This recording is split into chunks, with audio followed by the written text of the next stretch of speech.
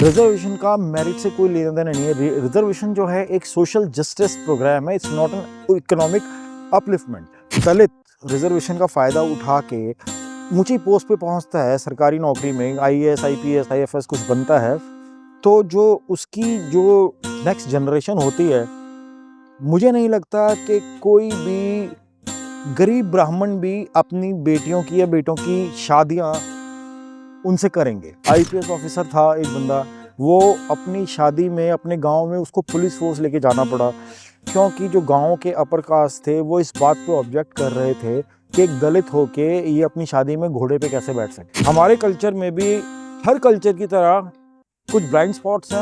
अब कहाँ कास्ट है, हम कहाँ कास्ट में बिलीव करते हैं, हमें तो अपनी ही कास्ट मालूम नहीं है। ये सभी के सभी लोग जो ये लॉजिक देते हैं, जो ये बात बोलते हैं, वो सब एक पर्टिकुलर कास्ट को बिलोंग करते हैं, which is the upper caste. क्या आपका नाम क्या है, आपका पूरा नाम क्या है, आपका सरनेम क्या है, जिसके पीछे का सारा जो एजेंडा होता है वो यही जानना होता है कि आपकी कास्ट प्लेसमेंट क्या है। जो हिंदुस्तानी अपने बेटर फ्यूचर के लिए इंडिया से बाहर आ गए हैं, बाहर रह रहे हैं, वो इसको ट्रेडिशन, इंडियन ट्रेडिशन के नाम पे सेलिब्रेट करते हैं, इंडियन ट्रेडिशन के नाम पे इसको प्रैक्टिस करते हैं। अगर 90% से ज़्यादा इंटरकास्ट मैरिजेस जो होती हैं वो अपर कास्ट की अपर कास्ट में होती हैं। बहुत कम ऐसे इंस्टेंसेस होते हैं जब किसी एक अपर कास्ट की एक दलित कास्ट के साथ इंटरकास्ट मैरिज होती है।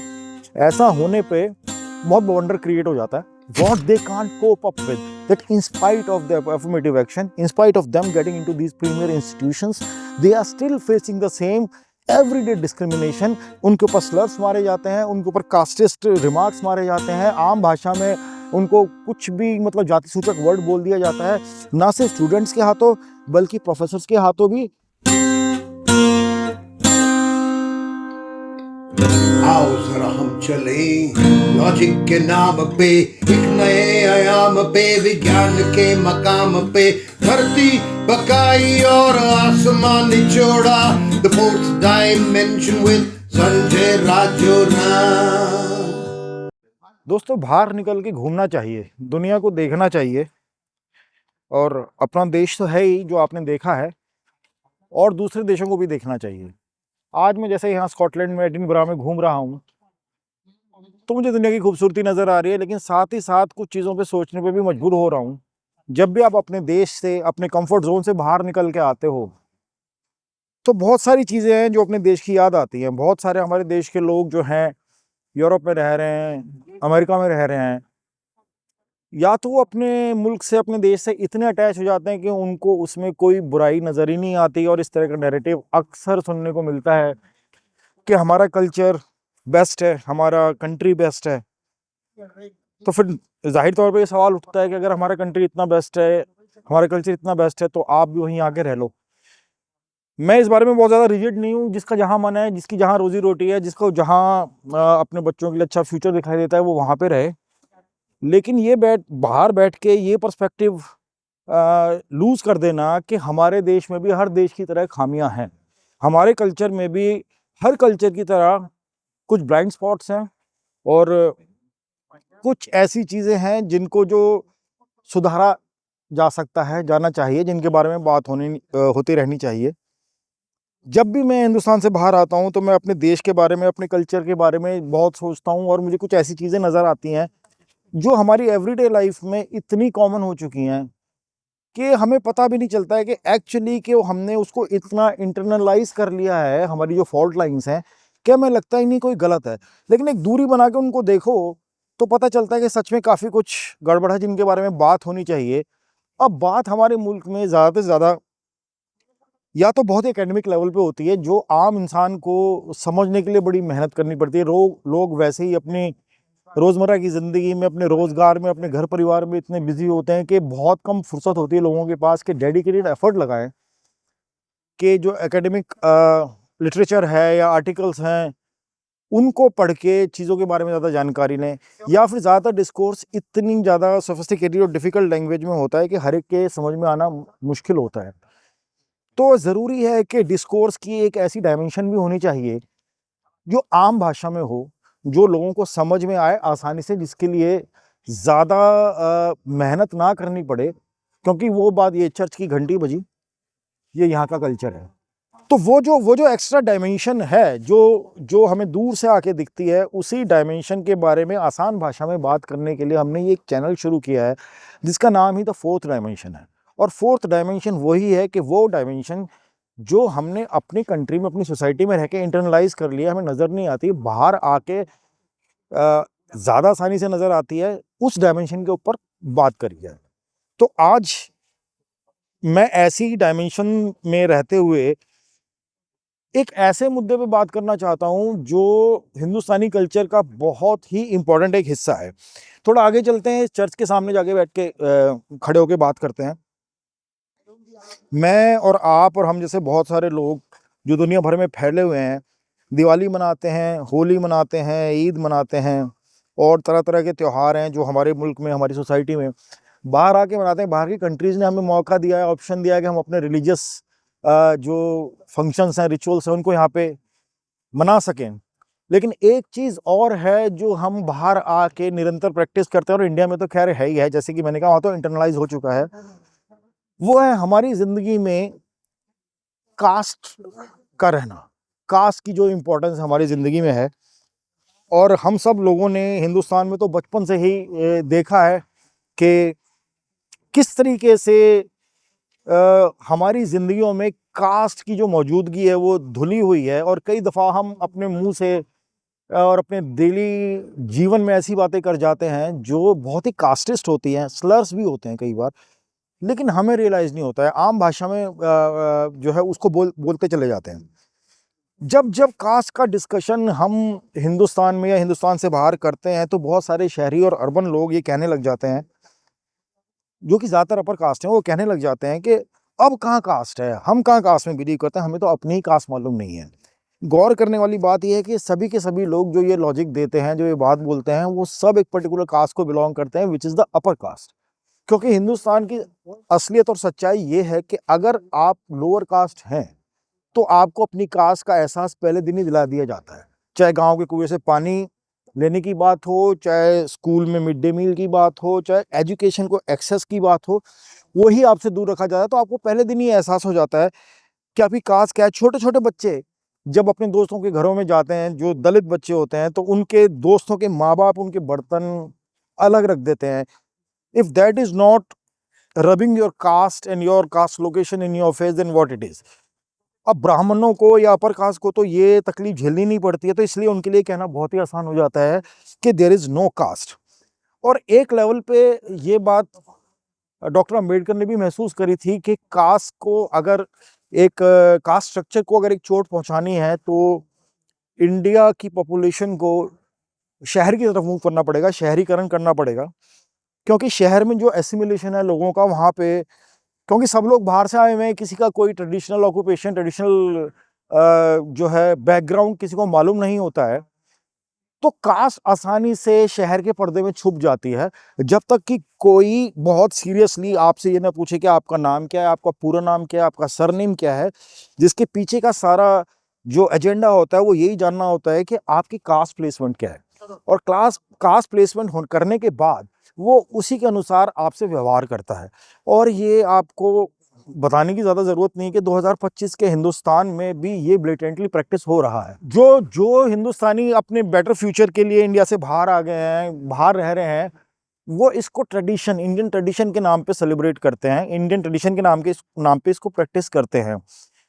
वो ये भूल जाते हैं कि एक्सप्लॉइटेशन, सेंचुरीज का एक्सप्लॉइटेशन ट्रेडिशन नहीं होना चाहिए। अगर हमने अपने ट्रेडिशन के चलते इन सब बातों को एक्सेप्ट किया, अपनी सोसाइटी में एक्सप्लॉइटेशन को नॉर्मलाइज किया है सेंचुरीज तक, तो इसको चेंज होना चाहिए। और इसको चेंज कौन करेगा? इसको चेंज करेगा मेरे जैसे लोग, आप जैसे लोग और हमारे जैसे बहुत सारे लोग। और ये चेंज तभी होगा जब इस बारे में निरंतर कॉन्वर्सेशन होता रहेगा, चाहे कॉन्वर्सेशन ऑफिस स्पेस में हो, चाहे घर में हो। बहुत सारे रिचुअल्स हमारी सोसाइटी में, हमारे घरों में इस तरह से मनाए जाते हैं जो कि क्लियरली कास्टिस्ट रिचुअल्स हैं, but people, grown up people, young people, they practice them anyway. उनका जो रीजनिंग होता है वो ये होता है कि ये हमारी फैमिली का कल्चर है। अगर इस बात को आप एग्जामिन करें ध्यान से, ज़्यादातर चीज़ें जो हमारे कल्चर में, वो एक ब्राह्मणवादी कल्चर को रीइंफोर्स करता है, एस्टेब्लिश करता है, और वो एक कास्टिस्ट कल्चर है। बहुत सारी प्रथाएं हैं, बहुत सारे त्योहार हैं जो इस बात का सेलिब्रेशन है कि हम अपर कास्ट हैं, और उन उन रिचुअल्स में, उन ट्रेडिशंस में लोअर कास्ट का शामिल होना ठीक नहीं माना जाता है. I think it's time to have a discussion about this in every possible sphere with everyone that you can, so that something can be done about it. So let us talk about how is caste blatantly practiced in modern India, not just inside India but also by Indians who live outside India. पहले हम discuss करते हैं कि जो बहुत ही popular concept है India के अंदर, जिसके बारे में हिंदुस्तानी बहुत प्राउड फील करते हैं, which is the concept of arrange marriages. कहने को तो शादी जो है दो लोगों की नई ज़िंदगी की शुरुआत है और इस तरह के लारे लप्पे हैं उसके साथ में, और बॉलीवुड ने शादी को एक ऐसा मेगा इवेंट बना दिया है कि वो सबसे इम्पोर्टेंट एक इवेंट है किसी भी इंसान की लाइफ में. लेकिन हिंदुस्तान के अंदर एक कॉन्सेप्ट है अरेंज मैरिजेस का, जहाँ पे पेरेंट्स अपने बच्चों की शादियां अरेंज कराते हैं. उसके बहुत सारे लॉजिक दिए जाते हैं कि पेरेंट्स क्यों अरेंज करा रहे हैं, कि वो आपको ज़्यादा अच्छा समझते हैं, जब प्यार ख़त्म हो जाता है तो पेरेंट्स के वजह से शादी बनी रहती है, शादी दो फैमिलीज़ का जो है मिलाप है और एक कल्चरल थिंग है. लेकिन एक सबसे इम्पोर्टेंट बात है कि जो अरेंज मैरिजेस होती हैं वो ज़्यादातर जो है 99% of them are within the same caste. Brahmin की ब्राह्मण से होती है, राजपूत की राजपूत से होती है, जाट की जाट से होती है. जो अपनी कास्ट लोकेशन है उसी कास्ट लोकेशन में लोग शादियां करते हैं. ये एक बहुत ही इंपॉर्टेंट पॉइंट है कि क्यों हमारी फैमिलीज़ जो है, हिंदुस्तानी फैमिलीज़ जो है, अपने बच्चों की जब शादी करते हैं तो दे मेक श्योर कि जिससे शादी हो रही है उसकी कास्ट भी सेम रहे. ये एक बहुत ही इनोकुअस सा दिखने वाला एक मेथड है जिससे the beast of caste is kept alive, उसको परपेचुएट करा जाता है. क्योंकि जब ब्राह्मण की ब्राह्मण से शादी होगी तो जो नेक्स्ट जनरेशन होगी वो भी ऑटोमेटिकली ब्राह्मण ही होगी, और इस तरीके से जो पूरा कास्ट स्ट्रक्चर है और कास्ट हायरार्की है वो पास ऑन हो जाती है, नेक्स्ट जनरेशन पे इंटैक्ट रहती है और प्रैक्टिस होती रहती है. बहुत सारे लोग ये कहते हैं कि भाई हम पेरेंट्स की मर्जी से शादी कर रहे हैं और जो हम रिचुअल्स हम अपनी शादी में कर रहे हैं उसका कास्ट से कोई लेना देना है नहीं, जो कि एक बहुत ही गलत बात है. क्योंकि आप जितने भी शादी के रिचुअल्स हैं उन पे अगर आप ध्यान देंगे तो वो सब ब्राह्मणवादी रिचुअल्स हैं. ठीक है, उनकी वो शताब्दियों से वो रिचुअल्स हमारी शादियों में चलते आ रहे हैं, thereby reinforcing the caste status, the caste location and the in the broader sense जो कास्ट का स्ट्रक्चर है उसको ही इंटैक्ट रखने के लिए किया जाता है. अब बहुत सारे नए लोग जो हैं अरेंज मैरिज के लूप से बाहर निकल के लव मैरिजेस भी कर रहे हैं, और वो लव मैरिजेस इंटरकास्ट भी हो रही हैं.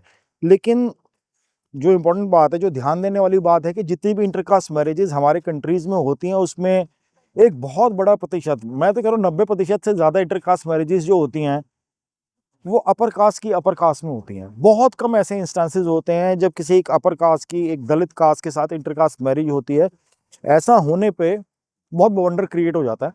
ऐसे कि जैसे कि आप बहुत एक कोई नियम तोड़ रहे हो. नियम क्या है? वो कास्ट का नियम जो है वो तोड़ रहे हो. तो जो ये लव मैरिज की लीपा पोती हमारी सोसाइटी के अंदर चल रही है वो भी अपर कास्ट के बीच में ही हो रहा है. तो that's how deep rooted the monster of caste is in our society.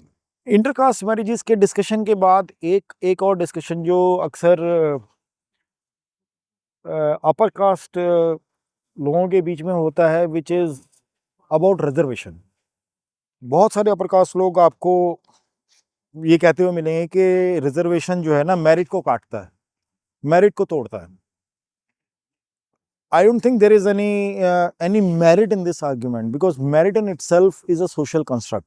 Merit जो है अपर कास्ट ने उसको उसकी सोशल प्रिविलेज की वजह से बहुत शताब्दियों से उनको मिलती आई है. और रिजर्वेशन का मेरिट से कोई लेना देना नहीं है. रिजर्वेशन जो है एक सोशल जस्टिस प्रोग्राम है, it's not an economic upliftment. के कुछ लोग बोलते हैं कि भाई एक जनरेशन को रिजर्वेशन मिला है, वो अगर उनको सरकारी नौकरियां मिल गई हैं ऊंची ऊंची तो उनके बच्चों को रिजर्वेशन नहीं मिलना चाहिए. इसका कोई सेंस नहीं बनता है इस बात का, क्योंकि आप देखें हमारी सोसाइटी का जो सोशल स्ट्रक्चर है वो इस तरीके से है कि अगर कोई दलित रिजर्वेशन का फायदा उठा के ऊंची पोस्ट पे पहुंचता है, सरकारी नौकरी में आईएएस, आईपीएस, आईएफएस कुछ बनता है, तो जो उसकी जो नेक्स्ट जनरेशन होती है, मुझे नहीं लगता कि कोई भी गरीब ब्राह्मण भी अपनी बेटियों की या बेटों की शादियां उनसे करेंगे। बहुत बड़ा बवंडर हो जाएगा। बहुत बहुत सारे इंस्टेंसेस हमारे बीच में मौजूद हैं जहाँ पे कोर्ट के सीनियर जजेस, senior IPS officer, IAS officers के साथ ये हुआ है। इनफैक्ट यहाँ तक भी होता है कि हमने अखबारों में पढ़ा है, आपके पास भी खबरें पहुँचती होंगी कि हिंदुस्तान में, नॉर्थ इंडिया में बहुत सारे गाँवों में जो इंसिडेंट्स सुनने को मिले, देखने को मिले, आईपीएस ऑफिसर था एक बंदा, वो अपनी शादी में अपने गांव में उसको पुलिस फोर्स लेके जाना पड़ा, क्योंकि जो गांव के अपर कास्ट थे वो इस बात पे ऑब्जेक्ट कर रहे थे कि एक दलित होके ये अपनी शादी में घोड़े पे कैसे बैठ सकता है। तो ये जो मेरिट का पूरा आर्ग्यूमेंट है ये यहाँ हो गया स्वाहा, क्योंकि रिजर्वेशन से मेरिट का कोई लेना देना है नहीं। रिजर्वेशन इस सोशल जस्टिस के लिए है ताकि उस आईपीएस ऑफिसर को या उसकी आने वाली जनरेशन्स को ये डिस्क्रिमिनेशन, ये सोशल हेट्रेड, ये जो आउटकास्ट करने वाली जो फिलोसफी है, ये उसको आगे फेस ना करनी पड़े। तो एक तो अपने दिमाग से ये बात आप निकाल दें कि जो जो बहुत सारे लोग प्रकाश में ये बोलते हैं कि यार मेरे पूर्वजों ने अगर नाइंसाफ़ी करी है लोगों के साथ, मैं उसके लिए जिम्मेदार नहीं हूँ, तो मुझे उसकी सज़ा क्यों मिल रही है? मुझे मुझे क्यों इतने हाई परसेंटेज पे स्कोर करना पड़ता है एडमिशन लेने के लिए, चाहे और तब भी शायद ना हो। तो मैं उनको यही कहना चाहता हूँ कि तुम्हारे पूर्वजों के कर्मों की वजह से ही तुमको एक सोशल प्रिविलेज मिली है, जिसका तुमने भरपूर फ़ायदा उठाया है। क्योंकि असल बात है कि दलित को और जो लोअर कास्ट को एक्सेस ही नहीं था। Access to education, access to health care, access to respect, access to honour, access to rights, कुछ भी एक्सेस नहीं था। तो how can they compete with you, जिन्होंने ट्रेडिशनली सारे रिसोर्सेज का फायदा उठाया just because of your caste placement. तो अगर आप ये बोलते हैं कि रिजर्वेशन नहीं होना चाहिए, सबको बराबरी पे होना चाहिए, भाई बराबरी पे नहीं हो आप। एक एक तबका है जो जो हजारों सालों से दबाया गया है, शोषण किया गया है, जिसको उसके हक नहीं मिले, उसको उसकी इज्जत नहीं मिली है, उनकी औरतों को प्रॉपर्टी की तरह इस्तेमाल करा गया, उनके बच्चों को पानी पीने, गांव के नल से पानी पीने की वजह से मार दिया गया, हाथ काट दिए गए। और बहुत सारी ऐसी कास्ट हैं जिनको अपने कमर पे पीछे झाड़ू बांध के चलना पड़ता था कि जहाँ जहाँ उनके पैर पड़े वो साफ होता रहे, ताकि किसी अपर कास्ट का पैर उसमें ना पड़ जाए। तो ये जो एक ह्यूमिलिएशन है, ये आप लोगों ने ना तो कभी फेस किया है, ना आप इसको कॉम्प्रिहेंड भी कर सकते हैं, ना ही आप ये सोच सकते हैं कि इसके साइकोलॉजिकल इफेक्ट्स क्या होते हैं। और हिंदुस्तान जैसे देश में जहाँ पे इतनी फॉल्ट लाइंस हैं, आप ये देखो कि इसके अभी तक परिणाम किस किस तरीके से साइकोलॉजिकली सोसाइटी को डिस्ट्रॉय कर रहे हैं। इमेजिन आजकल देखें मेंटल हेल्थ के ऊपर बहुत फोकस करा जा रहा है, जो कि बहुत अच्छी बात है। बहुत सारे इश्यूज़ की वजह से जैसे लोगों की ज़िंदगी रही है उसकी वजह से उनको मेंटल हेल्थ इश्यूज़ हो जाते हैं। Now imagine if you are a Dalit, जिसकी जनरेशन्स को इतना शोषित किया गया कि ऑलमोस्ट उनके डीएनए में ये आ गया है कि हम छोटे हैं, हमारे कोई अधिकार नहीं है, हम जो है साथ बैठने हमारा अलाउड नहीं है, उनके ऑलमोस्ट डीएनए में ये आ चुका है। आप सोचो उसका उनकी मेंटल हेल्थ पे क्या असर पड़ता होगा। क्या वो भी हमारी तरह इंसान नहीं है? उनके भी दिमाग है, उनकी भी मेंटल हेल्थ है, उस पर क्या असर पड़ता होगा। ये शोषण का जो मेंटल हेल्थ के साथ कनेक्शन है, ये कोई मेरिट और उसका मुद्दा नहीं है कि भाई मेरिट की को तोड़ रहा है रिजर्वेशन। आप ये देखें, मान लो अब नाउ तो फॉर्चुनेटली शहरों में मेंटल हेल्थ को लेके इतनी अवेयरनेस आ चुकी है कि लोग थेरेपिस्ट के पास जाते हैं, लोग साइकेट्रिस्ट के पास जाते हैं, उसकी मेडिकेशंस भी लेते हैं। Now imagine a country like India, जहाँ पे गायनेकोलॉजिस्ट और साइकेट्रिस्ट सब मॉरल पुलिसिंग करने लग जाते हैं। They all are very proud of their Indian roots, Indian culture, Indian tradition. They are all so deeply involved with the existence and the survival of caste system। अगर कोई दलित जिसको mental health trauma है because of his और हर cast placement, जिसकी generations के साथ उसने शोषण होते हुए देखा है, अपनी माओ को, बहनों को ह्यूमिलेट होते हुए देखा है, उसको जो मेंटल ट्रॉमा है, वो मेंटल ट्रॉमा लेके वो अगर किसी मेंटल हेल्थ एक्सपर्ट के पास जाता है, और जाहिर सी बात है बिकॉज ऑफ सोशल एक्सेस, ज़्यादातर मेंटल हेल्थ प्रोफेशनल्स जो हैं बहुत महंगे हैं और सारे के सारे ज़्यादातर अपर कास्ट हैं। और उनका हद से हद जो लिबरल पॉइंट ऑफ व्यू होता है वो ये होता है कि कोई भी दलित मेंटल हेल्थ पेशेंट अगर उनके पास जाके ये बोलता है कि मेरे को अपनी कास्ट प्लेसमेंट का ट्रॉमा है, तो ज़्यादा से ज़्यादा एक upper caste mental health professional उसको यही बोलेगा, but this is a safe space. यहाँ पे कोई कास्ट नहीं है, मुझे तो खुद अपनी कास्ट मालूम नहीं है। And this statement itself, re-establishes the social supremacy of the mental health professional. Now, in this space, how can a Dalit mental health patient even expect कि उसकी बात को सुना जाएगा, उसके ट्रॉमा को समझा जाएगा? Because the professional that he or she is talking to, वो उसको ट्रस्ट ही नहीं कर सकता, simply because of the caste placement. तो जो लोग रिजर्वेशन के खिलाफ बात करते हैं, जो लोग रिजर्वेशन को बोलते हैं यह कास्ट सिस्टम को जिंदा रखे जा रहा है, मैं उनसे बिल्कुल इत्तेफाक नहीं रखता, क्योंकि ऐसा सही नहीं है, ऐसा नहीं हो रहा। रिजर्वेशन का इन सब चीज़ों से कोई लेना देना है ही नहीं। रिजर्वेशन इसलिए ज़रूरी है, पहली बात तो ये दिमाग से निकाल दें कि रिजर्वेशन कोई इकोनॉमिक अपलिफ्टमेंट प्रोग्राम है, it's not, it's a social upliftment programme, जो कि बहुत ज़रूरी है। तो ये रिजर्वेशन की डिबेट को हमेशा के लिए ख़त्म कर देना चाहिए। आपने कितनी दफ़ा ये देखा होगा कि किसी दलित महिला के साथ गांव देहात में या इवन शहरों में कोई बदसलूकी हुई, कोई रेप का मामला हुआ, और वो अपनी कंप्लेंट लिखाने के लिए पुलिस थाने में गई, जहाँ पे सारा का सारा थाना जो है अपर कास्ट से मर्दों से भरा पड़ा है। तो वहाँ पे उसका फिर से एक जो है कास्ट ह्यूमिलिएशन होता है। और सबसे बड़ा उदाहरण हम सबके सामने है फूलन देवी का। फूलन देवी के साथ जो भी कुछ हुआ, वो उस पर तो फिल्म भी बन चुकी है, शेखर कपूर की बैंडिट क्वीन। फूलन देवी के साथ जब दुर्व्यवहार हुआ, उसकी शिकायत लेके जब वो थाने में गई, तो उसके साथ सिर्फ इसलिए दुर्व्यवहार हुआ कि एक वो औरत थी और दूसरी वो दलित औरत थी। तो ऐसे में जस्टिस की उम्मीद कहाँ से करी जा सके? कितनी दफ़ा ऐसा हुआ है कि दलित अपने उसके अगेंस्ट जो क्राइम हुए हैं, जो उसकी फैमिली के साथ जो क्राइम हुए हैं, लोगों को मारा गया, औरतों के साथ बलात्कार हुए, उनकी घर जला दिए गए, उनके जो मवेशी हैं उनको मार दिया गया।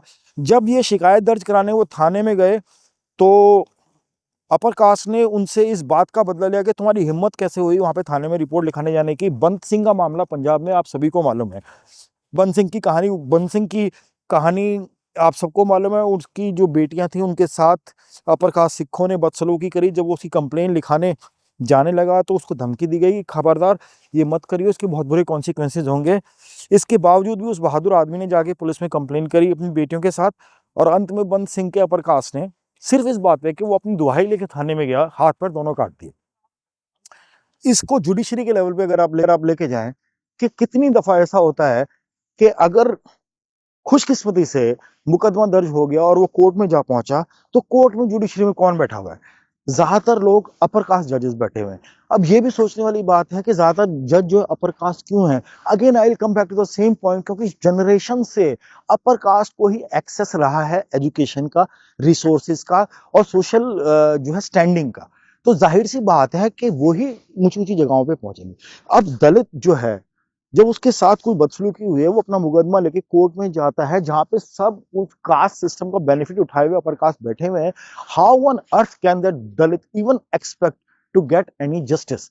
बाज दफा ऐसा हुआ है कि जहां पे कोर्ट्स ने, जजेस ने ये बोला है कि एक दलित औरत के रेप जो अपर कास्ट ने कर दिया, तो जज के मुंह से ये बात निकली है कि कोई भी अपर कास्ट आदमी इतना नहीं गिर सकता कि वो एक दलित औरत का रेप कर सके।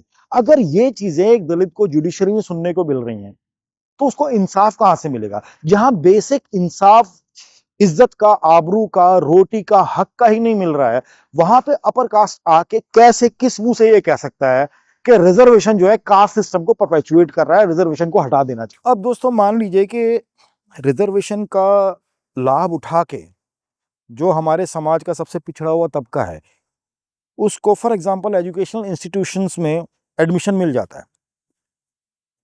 अब आप देखें कि खाली रिजर्वेशन होने से, एडमिशन होने से ही उसकी दुविधा या उसका कष्ट कम नहीं हुआ है। इंस्टीट्यूशन में घुसते हुए, आईआईटीज और इस तरह के इंस्टीट्यूशन में घुसते ही शुरू से ही पता होता है कि कौन लोग कोटे से आए।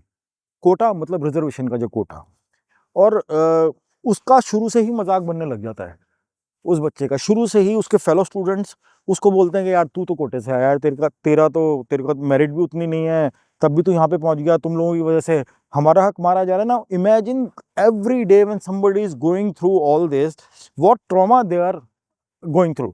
एंड इमेजिन जब वही बच्चा क्लासरूम में जाता है, जो क्लासरूम में वही अपर कास्ट प्रोफेसर उसको वही कास्ट से स्लर मार के बोलता है और उनको ये इस तरह की बातें बोली जाती है कि तुम कोटा से आए हो, तुम्हें ज़्यादा मेहनत करनी पड़ेगी। विच इज़ फाइन, मेहनत करने में कोई मना नहीं कर रहा है मेहनत करने से लिए, लेकिन ये बात को बार बार उसके दिमाग में बिठाना, बोलना, ये बताना कि तुम यहाँ बैठने लायक नहीं हो, तुम इन्फीरियर हो, तुम्हें एफर्मेटिव एक्शन की वजह से यहाँ पे जगह मिल गई है। नाउ इमेजिन वो 16, 17, 18 साल का जो बच्चा जो कॉलेज में है, जो फिर से वो सोच रहा था कि रिजर्वेशन की वजह से मुझे एक बड़े इंस्टीट्यूशन में एडमिशन मिल जाएगा तो मेरी ज़िंदगी शायद बदल जाएगी, मेरी सोशल मोबिलिटी बढ़ जाएगी और मैं इस कास्ट के जाल से निकल पाऊंगा। लेकिन वहाँ पे भी उसी के साथ वो हो रहा है, उसके फेलो स्टूडेंट, उसके प्रोफेसर्स यही कर रहे हैं।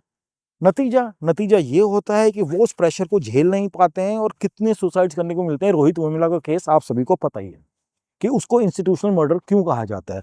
और फिर उसके बाद बहुत सारे अपर कास्ट लोग ये आके लॉजिक देने लग जाते हैं कि यार देखो, इन लोगों को आप, ये वर्ड यूज किया जाता है, इन लोगों को आप रिजर्वेशन देके इंस्टीट्यूशंस में तो घुसा देते हो, लेकिन ये वहाँ के प्रेशर से कोप अप नहीं कर पाते। नहीं, they are very well equipped, very मतलब determined to cope up with that pressure. What they can't cope up with, that in spite of their affirmative action, in spite of them getting into these premier institutions, they are still facing the same everyday discrimination। उनके ऊपर slurs मारे जाते हैं, उनके ऊपर casteist remarks मारे जाते हैं, आम भाषा में उनको कुछ भी मतलब जाति सूचक वर्ड बोल दिया जाता है, ना सिर्फ स्टूडेंट्स के हाथों बल्कि प्रोफेसर्स के हाथों भी।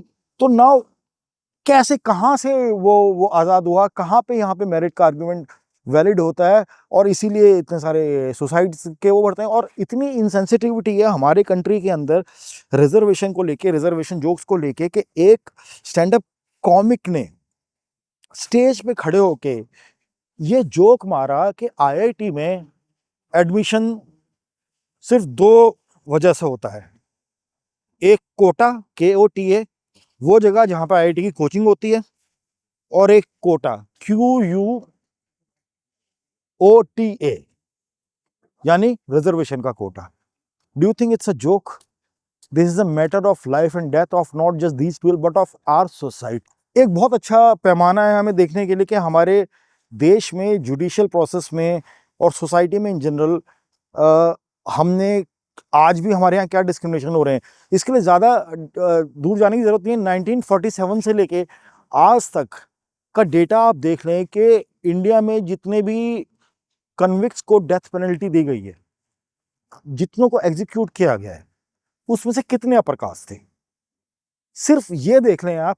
और बाकी लोगों की कास्ट क्या थी, किस तबके को वो बिलोंग करते थे, तो ये देख लें आप, आपको ये पता चल जाएगा कि सिस्टम हैवीली लोडेड है इनके खिलाफ। बाज लोग इस तरह के आर्गुमेंट देने लग जाते हैं कि लेकिन आपको ये देखना चाहिए कि ज़्यादातर क्राइम भी तो यही लोग करते हैं। आई एम सॉरी टू से कि this argument is actually the same जो अमेरिका जैसी सोसाइटी में जब ब्लैक्स का कन्विक्शन होता है तो बहुत सारे लोग ये आके बोल देते हैं कि ज़्यादातर क्राइम भी तो यही लोग करते हैं, without understanding, without even looking into it, कि जो एक्सेस टू जुडिशियल सिस्टम है, एक्सेस टू गुड लॉयर्स है, वो इनके पास नहीं है। अगर अपर कास्ट का एक अमीर ज़्यादा अपनी गाड़ी के नीचे 10 फुटपाथ पे सोने वालों को कुचल देता है तो वो बाइज्जत बरी हो जाता है, लेकिन अगर वहीं कोई लोअर कास्ट होता या दलित होता तो उसको ये सौभाग्य प्राप्त नहीं होता। तो क्राइम ज़्यादा ये लोग नहीं करते हैं, इनको डिफेंस के लिए इनके पास रिसोर्सेज नहीं है, एक्सेस नहीं है। और मुझे तो इनके वर्ड यूज़ करने में भी संकोच हो रहा है कि नहीं करना चाहिए। ये आज के दशक में, इस शताब्दी में हम इस भाषा का इस्तेमाल कर रहे हैं, ये अपने आप में एक त्रासदी है, ये ट्रेजेडी है। लेकिन the important thing for all of us to see is कि in the present social structure of our society, who are the people who still have access to all the resources, all the systems, चाहे judicial system हो, चाहे education system हो, चाहे social justice programmes हो, किन के पास access है, even mental health जैसे कि मैंने कहा, किसके पास एक्सेस है। और कौन वो तबका है जिसके पास ट्रेडिशनली ये कभी एक्सेस रहा ही नहीं है, नॉट बिकॉज कि they don't deserve it, but because हमने एक क्लासिफिकेशन किया हुआ है जाति के नाम पे कि तुम इन्फीरियर हो, तुम हमारे साथ बैठने लायक नहीं हो, तुम्हें अधिकार नहीं है, तुम्हें इज्जत से जीने का हक नहीं है। और 21वीं शताब्दी में इसके लिए कोई जगह नहीं है। अगर हमें अपने देश को और अपनी सोसाइटी को बेहतर बनाना है, जो कि हर देश प्रेमी को करना चाहिए, तो इस मॉन्स्टर को हमें अपनी सोसाइटी से हमेशा हमेशा के लिए एक्सटिंक्ट करना पड़ेगा। अब आप सवाल पूछेंगे कि इस मॉन्स्टर को कैसे हटाएं। आसान काम नहीं है, लेकिन कुछ बहुत आसान चीज़ें हैं जो आप कर सकते हो। सबसे पहले तो अपने दिमाग में जो आपने कास्ट को इंटरनलाइज किया हुआ है उसको डेली एड्रेस करो, डेली उस पर हथौड़े से चोट मारते रहो।